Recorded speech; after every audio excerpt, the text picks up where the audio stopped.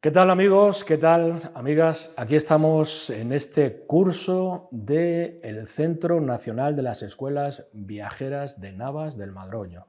Consideramos a Navas del Madroño la cuna de la escuela itinerante, de la escuela viajera. Y hoy vamos a hablar de lo que supuso el fenómeno de las misiones pedagógicas en la Segunda República Española. Ya saben que esta escuela lo que pretende es difundir, promocionar todo lo que ese proyecto que se convirtió en realidad en la Segunda República supuso para más de 7.000 pueblos y aldeas de toda la geografía española. Especialmente nos centraremos en Extremadura y de manera prioritaria en Navas del Madroño, y haremos un repaso a lo que este centro que ahora se crea de manera virtual supone, que es nada más y nada menos que dar a conocer todo lo que las misiones pedagógicas supusieron, todo lo que han dejado de legado para la educación en la actualidad, y lo haremos a través de vídeos, a través de podcasts y a través de una figura que vamos a crear, que es la figura de los embajadores y embajadoras de las escuelas viajeras, que esperemos que sean muchos a lo largo de todo nuestro país y del mundo entero, porque creemos que este es un proyecto universal, como también lo fue todo el proyecto educativo de las escuelas viajeras. Cada día vamos a entrevistar, vamos a charlar con una persona especializada o que tiene conocimiento de algunos de los aspectos relacionados con el mundo de las misiones pedagógicas, y hoy tenemos con nosotros a una persona que de manera directa ha vivido en los últimos años lo que supuso para Navas del Madroño el contar, el disponer en el 1932 con una de las primeras escuelas a nivel nacional y la primera en Extremadura con una de las primeras misiones pedagógicas. Se trata de José Antonio Gómez Tapia. José Antonio, bienvenido. Bien hallado. Vamos a hablar de ti en primer lugar, para la gente que no te conoce, que te conozca, y luego hablaremos un poquito, ¿no?, de tu papel, tus conocimientos, todo lo que has podido observar, sentir a lo largo de los años. Decir que José Antonio es maestro, ha sido maestro, ya está jubilado, y que además viene una saga de maestros, es hijo de maestra y de maestro, de doña Matilde y de don José Gómez Espada. Efectivamente, maestro, no sé, aunque esté uno jubilado, no deja de serlo, ¿eh? Porque yo lo único que echo de menos ahora mismo de la enseñanza son los niños. Y es verdad que cuando los veo, por ejemplo, en Mercadona, que he visto una hoy, que me ha dicho que está haciendo ya carrera, pues a mí me alegra muchísimo, ¿no? O sea, que lo único que echo de menos, o sea, que maestro se sigue siendo maestro por muy jubilado que esté. ¿Por qué José Antonio, más conocido en el mundo incluso de la educación como Pepe, decidió ser maestro? ¿Por qué? Bueno, pues en primer momento lo que había visto en mi casa, ¿no? Estaba claro. Y segundo, que mi vocación me decía que yo tenía que ser maestro porque no podía ser otra cosa. Y como me di cuenta que desde muy joven estoy en esto y disfrutaba con esto, pues lo tenía muy claro. Si disfrutas, lo haces como tu profesión y vives de ella, pues lo tienes todo ya junto. ¿Qué te enseñó tu padre y tu madre? Hombre, mi padre y mi madre eran tan distintos los dos en todo. Mi madre era una mujer muy clerical, muy de la iglesia, mi padre era todo lo contrario. Mi padre era un hombre totalmente racional, todo lo pensaba 3 veces. Mi madre era más espontánea, más de disparar y después pensar el disparo donde había ido. Mi padre era muy de izquierda, mi madre era muy de derecha, pero sí que puedo decir que dentro de la unidad familiar jamás vi yo ningún problema ni enfrentamientos entre ellos por unas cosas o por otras. Jamás. De hecho, la historia se vuelve a repetir porque yo estoy casado y es un tema que en mi casa nunca, jamás da lugar a discusiones ni a problemas de ningún tipo. La política la dejamos normalmente en la puerta. Pepe o José Antonio decidió ser maestro porque efectivamente era su vocación, efectivamente seguía el legado de su madre y de su padre, y dentro de lo que un maestro puede hacer, que son muchas cosas, en un momento determinado, a pesar de no haber nacido en Navas del Madroño, acaba aquí, años 70, y nada más y nada menos que más de 30 años, ¿no?, en Navas Sí, sí, sí. del Madroño como maestro. ¿Qué supuso para ti ejercer la profesión de maestro en Navas? Pues en un principio, cuando yo dije en mi casa que me habían dado Navas del Madroño el concurso de traslado, pues mi padre, lo primero que te dice un padre, pues allí tenemos nosotros familia. Y es verdad, los pollos son familia mía.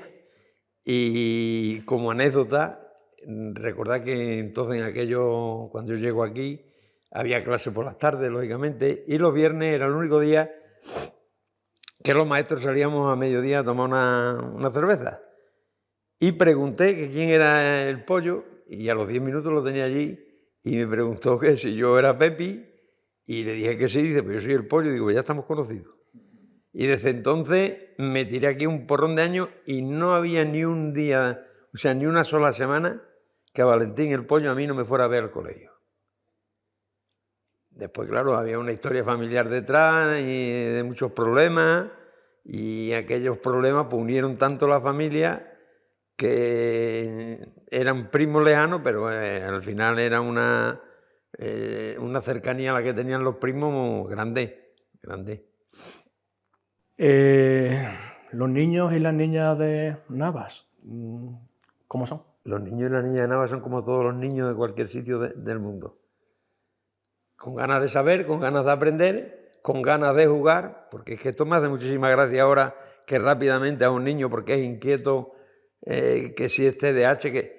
Pero si niños inquietos ha habido siempre, y altos, y rubios, y más gorditos, y más delgados. Y esto ha sido siempre. Pues los niños de Nava son así. Algunos dicen que los de Nava son, no. Los de Nava, como todos los niños de cualquier sitio, lo que quieren, pues, el aprendizaje es hacerlo de manera lúdica y jugando. Y ahí es donde tiene la sabiduría el maestro de saber adaptarte a esas circunstancias. Bien, Pepe, vamos a el motivo que nos trae aquí, que es hablar de las misiones pedagógicas.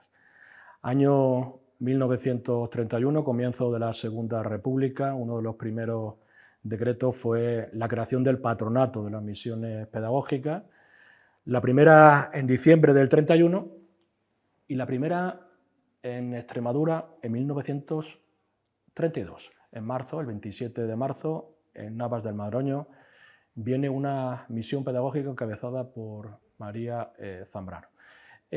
Cuando tú llegas aquí a Navas como profesor en los años 70, ¿habías escuchado hablar de las misiones pedagógicas?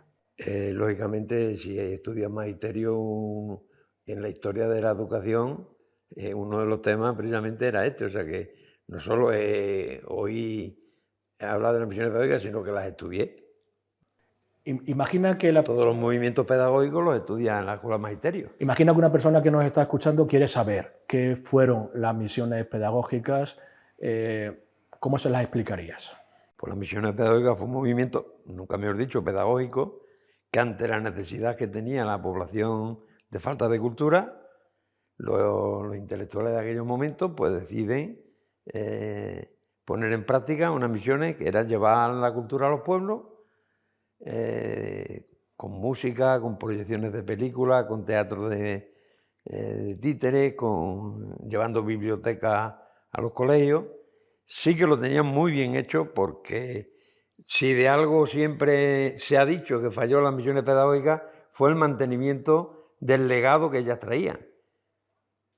Yo creo que nunca me ha leído la realidad, porque yo he visto las actas de mi colegio y el legado que quedan aquí, las misiones pedagógicas, hay un custodio de ellas, que en este caso aquí fue el que hacía de director entonces, don Eulalio Cruz Castillo, que fue el custodio de la parte masculina, de la femenina, una tal doña Pilar. Una frase quiero que escuches y que me la comentes, ¿vale? Decía, dadme un buen maestro y él improvisará el local de la escuela si faltare. Él inventará el material de enseñanza, él hará que la justicia sea y la asistencia perfecta. Eso lo dijo Manuel Bartolomé Cosío. El presidente del patronato. ¿Quién fue Manuel Bartolomé? Don Manuel Bartolomé Cosío fue el presidente del Patronato de Escuelas de Misiones Pedagógicas. Era una de la Institución Libre de Enseñanza y este fue el primer presidente y, bueno, el primero y el último. ¿Por qué habla de, pues eso, de cómo era la escuela en aquellos años, en los años evidentemente difíciles, ¿no? En todos los sentidos, sociales, económicos, culturales de la Segunda República, de por qué era ese papel que jugaban los maestros tan diferente de un maestro del ámbito urbano a un maestro del ámbito rural, en todos los sentidos, desde la dignidad que tenía uno a que tenía otro, reconocida por una parte, hasta lo que cobraban, tanto unos como otros, ¿no? La reivindicación del maestro rural. La reivindicación del maestro rural venía dada por las circunstancias en que estaban los maestros en los pueblos, que eran todas necesidades, no había... Y entonces, claro, de alguna forma tenían que reivindicarlo. De todas maneras, al hilo de esto, yo creo que la pedagogía, por mucho que se quiera decir, tiene 3 puntos, que no hay más puntos en la pedagogía. Saber lo que se va a enseñar, porque si no, no lo puede enseñar, lógicamente. Saberlo enseñar, que eso se lo da Dios al que se lo da, y el que no se lo tiene que buscar. Y el tercero, aquel día te gana, que se llama la profesionalidad del maestro. Yo siempre dando, porque yo he estado después de jefe de la unidad de programa, y dando los cursos que daba, siempre decía lo mismo. Yo he visto a maestros con una capacidad de enseñar tremenda, y me decían, este maestro en la actualidad con los medios que tenemos hoy sería capaz de manejar el ordenador. No le quepa a nadie la menor duda que si fue capaz de explicar el movimiento de rotación y traslación con una bola del mundo y una linterna, aplicándolo de los días y la noche, con los medios que tenemos hoy, sería un crack, seguro. Sería un crack. Por tanto, uno de los pilares es la vocación y la profesionalidad que tenga el que está. Si es profesional, no se le va a hacer grande nada. Y va a llegar a lo último que vaya saliendo, seguro que incluso con un entusiasmo tremendo se va a poner al día. Dice que la República, uno de los nombres que tuvo fue la República de los Maestros. Hay quien dice también que hubo gremios muy importantes en la República, uno de los maestros, otro los ferroviarios, ¿no? Y por lo visto fue donde se formó los movimientos importantes. ¿Qué te inspira eso de la República de los Maestros? Pues los maestros estaba claro, la parte de los maestros que sabían perfectamente que con la forma que había de enseñar en aquellos momentos, pues los muchachos iban a aprender a leer y a escribir poco más. Y entonces lo que querían era que se abriera ese abanico y de conocimientos culturales por parte del alumnado. Que ese es el motivo porque aquí llegan películas, llega Coro del Pueblo, tratando de abrir ese abanico para que de una forma o de otra incentivara a las personas que no habían llegado a esa cultura. ¿Por qué consideras, Pepe, que este movimiento, este patronato de las misiones pedagógicas, elige a Navas del Madroño para ser el primer pueblo en Extremadura con esta primera misión ese 27 de marzo de 1932? Pues hombre, alguna explicación hay. Y venía una primera persona, una primera espada, como hablábamos ayer por teléfono, María Zambrano aquí, no por pura casualidad. María Zambrano llega a Navas del Madroño, precedido de la amistad manifiesta que tenía don Juvenal de la Vega con Bartolomé Cosío, que entonces era el presidente de las misiones. Juvenal de la Vega era el inspector de la zona y don Juvenal era contemporáneo y muy amigo del que era aquí director, don Eulalio Cruz, y le pidió don Eulalio, porque eso consta en las actas del colegio, que en la primera misión llegara a Navas del Madroño, y no es que llegara a la primera Navas del Madroño, que venía con una María Zambrano a la cabeza, que por en que yo entonces era ya mucho. Hay otra persona que también quiero que comentes, que es Luis Bello. Luis Bello, que formó parte también de ese patronato como vocal a nivel nacional, hizo un recorrido, un viaje por las escuelas rurales de Extremadura desde 1927. Y entre ellas estuvo pues, aquí, también en Navas del Madroño, y muy gráficamente describía en algunos de esos escritos qué hacían los niños, ¿no? Y las niñas de Navas del Madroño, ¿no? Que decían que fundamentalmente era trabajar, decía, coger garbanzos, secar la hierba, las aceitunas, las patatas, cuidar de las ovejas. Y cuando tenía tiempo libre, el menos que Iban al tenía, colegio. jugaban a los bolindres, al frontón, a los tejos, al pico, al navero. Evidentemente una situación completamente diferente a los niños de la escuela del resto del siglo XX, pero sin lugar a dudas la situación social, económica, el analfabetismo que existía en aquella época, más del 40% de la gente no sabía ni leer ni escribir, era uno de los fundamentos, ¿no?, para esto de las misiones pedagógicas, ¿no? Ese fue el principal fundamento. Lo mismo que Luis Bello hizo informes no solo de Navas, sino de muchos más lugares. Hubo gente que precedió al movimiento de misiones pedagógicas que se dieron cuenta que había que llevar la cultura a los pueblos, y ese fue el germen que hizo luego que no solo que en misiones pedagógicas viajara por otros pueblos, sino que crearan simiente y germinara eso después. Colegio Público de Nava del Madroño, Nuestra Señora de la O, del que no solamente fuiste maestro, sino director. Y como director, como buen director, pues había que hacer de vez en cuando reformas, ¿no?, y había que hacer obras. En una de esas obras, año 2005, se descubrió algo en una de las paredes de los armarios empotrados que había en el colegio. Descubrimiento. ¿Qué se descubrió? Pues efectivamente nos ¿Qué pasó salió. ese día? Pues ese día pues, estaban los albañiles pues, cambiando mi despacho, el despacho de dirección precisamente, de sitio, y entonces por darle un poco más de amplitud, le digo, ¿por qué este armario empotrado no lo quitáis y le metemos esto a la dirección? Y ahí fue donde el conserje que entonces estaba, que era Julián, al abrir un boquete arriba se dio cuenta y dice, eso está lleno de libros y de material. Y, ¿cómo va a estar lleno? Si no solo que estuviera tapiado, sino que tenía 2 barrotes de hierro por delante. Y entonces cuando descubrimos que, bueno, que allí había un material, que encima por aquella época estaba aquí Federico Martín Nebras, el cuentacuentos, y empezó a relatar que él era amigo íntimo de María Zambrano y que María Zambrano lo había comentado a él, que estuvo en Navas del Madroño, que hablaba de la chimenea de Navas del Madroño. Y entonces cuando me empezó a decir material que pudiera haber en el colegio, y salió hasta lo último. Digo, pues no te preocupes que esto, hasta las medidas de capacidad, el decalitro fue el paragüero mío muchos años, sin saber yo que era una medida de capacidad que estaba allí. Y cuando me dijo, ¿las medidas de capacidad dónde están? Digo, a esto le enseñé las que había, dice, pues falta una más grande. Digo, el paragüero.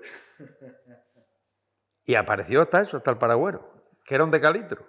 O sea, ese día se descubrió algo que seguramente en muchos sitios fue de manera deliberada hecho desaparecer o quemado, como fueron libros, como fueron discos, como fueron la gramola, ¿no?, que sirvió para que esa música se enseñara los días que estuvo las misiones pedagógicas aquí, ¿no? ¿Qué supuso eso para Navas del Madroño? Pues yo creo que fue un antes y un después. Navas no tenía un punto de referencia de atracción de traer gente, y el montarse el museo de misiones pedagógicas con muy buen criterio en Navas del Madroño, porque este movimiento no estuvo solo en Navas, estuvo en Herrero, en Garrovilla, en Arroyo de la Luna, en Alcántara, en Valencia, Alcántara. Yo conozco ciertas cosas, material también lo conozco yo, el de Valencia, Alcántara lo conozco. Y no era tan completo como este de aquí, ni más duda. Es que aquí la gramola funcionaba. Es que me acuerdo a Julián echándole un poco de aceite a las máquinas de coser, y ponemos un disco de estos de pizarra encima y empezó a cantar cacharro.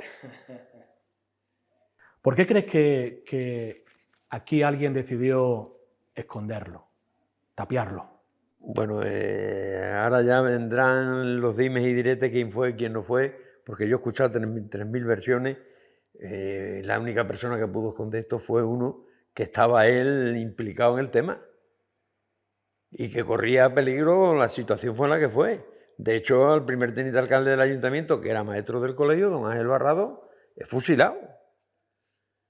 Pues don Eulalio pues, fue el único que pudo eso encerrarlo. Eulalio Cruz, que era el director en ese momento. Era el del director en colegio. esos momentos.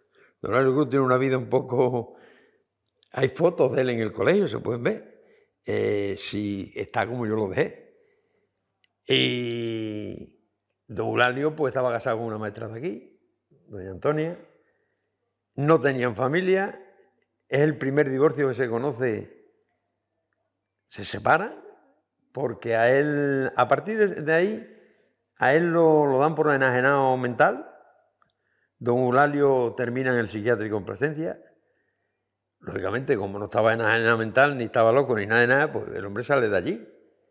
Y un tal Santillana, Jorge Santillana, que se puso, un historiador, que averiguó algo, se supo que este hombre termina en Portugal, en Idaña, casado con una portuguesa, con 2 hijos en Portugal y ejerciendo de maestro. O sea, ese también era de los de vocación, porque se va a un país con una lengua distinta y sigue siendo maestro allí también. Don Eulalio Cruzima fue una figura importante. Luis Bello ya habla de la cantina escolar. La cantina fue creada por don Eulalio. La cantina quitó mucha hambre en los niños de aquella época. Explica qué fue la cantina y qué fue el huerto. La cantina escolar era lo que hoy son los comedores escolares. Le llamaban cantina en aquel momento y fue don Eulalio el que hizo porque la cantina porque veía las necesidades que tenían los niños del pueblo. Y el huerto escolar, pues dicen de lo mismo, para necesidades de todo lo que saliera del huerto, de maestros y de alumnos. De hecho, el pozo que está en la escuela, que siempre nos preguntamos, ¿y este pozo que hace aquí? El peligro que tiene un pozo en un recinto escolar, pues tenía su explicación entonces, que ese era el pozo del huerto. Gerardo Plasencia, Román Macía, Pilar Rubio, Ángel Barrado, Eulalio Cruz, Antonio Barroso, Isabel Herrero y Diego Lillo. Esos eran los maestros de aquella época. Si tuvieras que describir qué era un maestro entonces, ¿qué era? El maestro era la caja de saber. Cualquier problema que había en el pueblo, cualquier problema que tuviera, ibas a recurrir al maestro que por lo menos te leyera lo que te había llegado y que te informara de qué se trataba. Y cuando te dabas cuenta de que aquello no funcionaba porque la mitad de la gente o más de la mitad estaba en esa situación, pues abogaba por campañas. Es que yo he conocido las campañas de alfabetización, que era reclutar en las tabernas. Eso ya de la época más reciente, reclutar en las tabernas a hombres y mujeres que no tenían, no sabían leer ni escribir y llevarlos a clases por la noche. Ampliaban el contrato del maestro de día con 4 perras más y como ganaban tan poco, pues una ayudilla más y dabas clases por la noche que le llamaban clases de alfabetización. O sea, que era una necesidad del momento. El papel del maestro en la Segunda República, ¿no? En la república que se denominó la República de los Maestros. Un maestro de hoy, ¿qué tiene que aprender de aquella época? Hombre, el maestro, lo que he estado explicando al principio, el maestro es maestro siempre. Y si no tiene el carácter ese de vocacional, va a fracasar entonces y va a fracasar ahora. Pero hombre, un maestro que fracase hoy con los materiales que tenemos, pues no tiene explicación ninguna, porque ya te he dicho antes y te he explicado que la tabla periódica hoy la tiene explicada por activa, por pasiva, derecha, izquierda, de arriba abajo. Entonces había una tabla que la ponías en la pared y todo el mundo a aprendérsela. No había otra. Estamos al final ya, Pepe. Ya. 2 cositas. Las misiones pedagógicas, tal y como aparece en el decreto que las regula, en general tenían 3 objetivos. Uno era el fomento de la cultura en general, para eso lo que comentabas antes de llevar el cine, llevar la música, llevar el teatro, la literatura, la orientación pedagógica a los maestros existentes y una educación para la ciudadanía, hablar de la Constitución, de la participación ciudadana y demás. Educación en valores que se llama ahora. Correcto. ¿Dónde crees que acertó especialmente? Yo creo que los 3 pilares acertó. El movimiento Misiones Pedagógicas triunfó desde el principio. Estaba todo el material puesto, el caldo de cultivo estaba, la falta de necesidad de educación existía. Si a eso le ayudas con un material nuevo, innovador por completo, pues con poco que supieran aplicarlo los misioneros, el éxito lo tenían asegurado. Y de hecho, aquí en Nava, cuenta María Zambrano, que era un éxito día tras día. Coincidía también en algunos apuntes, porque ella era muy religiosa, María Zambrano era muy religiosa, lo anticlerical que era Navas del Madroño. No quería saber nada de temas de la iglesia. Eso hay por ahí artículos. Lo mismo que te decía ayer, que Federico Martín Nebra, creo que falta aquí. Jorge Santillana fue contratado por el ayuntamiento y estuvo aquí por lo menos 2 o 3 meses. Y estuvo ahí expurgando todos los archivos del ayuntamiento y se tiene que tener muchísimo conocimiento del tema. Lo de Luis Bello lo sacó él. Aparte que ha sido publicado que Luis Bello estuvo... Pero eso había ahí un material ahí de Luis Bello en el ayuntamiento. Pepe, la última. Imagínate que detrás de esta cámara, ahora te pido que lo hagan mirando a la cámara, hay personas que les gustaría saber más de qué fueron las misiones pedagógicas y de manera especial en Extremadura y de manera prioritaria en Navas del Madroño. Si tuvieras que decirle por qué es interesante conocer este movimiento educativo, cultural, social de esta Segunda República, ¿por qué consideras que cualquier persona de hoy debe conocer qué significaron, qué fueron las misiones pedagógicas? Yo creo que cada movimiento pedagógico que en la historia ha habido, cualquiera de ellos, tenía una dirección clara, ¿no? Que era mejorar de alguna forma la forma de vivir de la gente de los pueblos. Unos lo hacían por un lado, otros por otro, pero en concreto el tema de misiones pedagógicas fue algo tan innovador, tan nuevo, que creo que atrajo a tantísima gente, que puso en valor lo que era la cultura, la educación, y puso a los pueblos a moverse, a leer, a ver películas, a interesarse por la cultura. Y eso se lo debemos al movimiento de misiones pedagógicas. Sí decir de aquí, voy a aprovechar que por favor, que el movimiento de misiones pedagógicas en Navas del Madroño tiene un inicio y tiene un final. Y el desarrollo sabe cuál es. Y es que ahora te encuentras que cualquiera sale por ahí mezclando cosas que yo no me las explico. Federico Martín Nebra vino aquí, a Navas del Madroño, a contar cuentos, y fue cuando salió el tema de misiones pedagógicas, hizo el recorrido que aquel día María Zambrano hizo en Navas del Madroño. Él tenía conocimiento absoluto, no solo por la amistad que tenía con María Zambrano, sino por la relación que tenía él y sigue teniendo con la Institución Libre de Enseñanza. Y es que ahora me llaman de la Institución Libre de Enseñanza, dice, es que están haciendo en Navas del Madroño algo de misiones. Digo, mira, yo desconozco, yo llevo 3 años o 4 que desconecté de Navas del Madroño por motivo de jubilación, y yo no desconozco si está Federico García allí, una obra de teatro. Federico García no estuvo en Navas del Madroño. Y es que por ahí ha salido un movimiento de que Federico García estuvo en Navas del Madroño, no estuvo.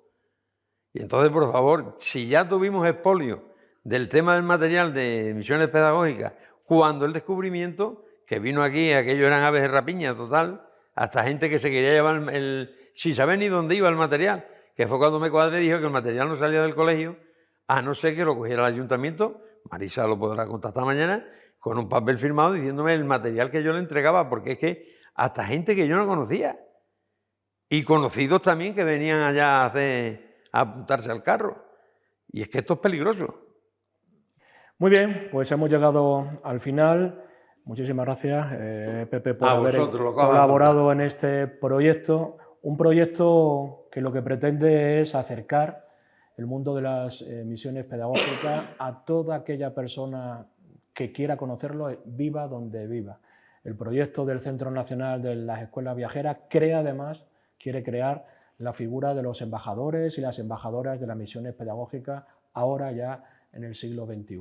Un siglo en el que muchos de los valores, de los principios, de los objetivos que tenían las misiones pedagógicas deben estar presentes como nunca. Muchas gracias y nos vemos en otro de los vídeos de este Centro Nacional de Escuelas Viajeras.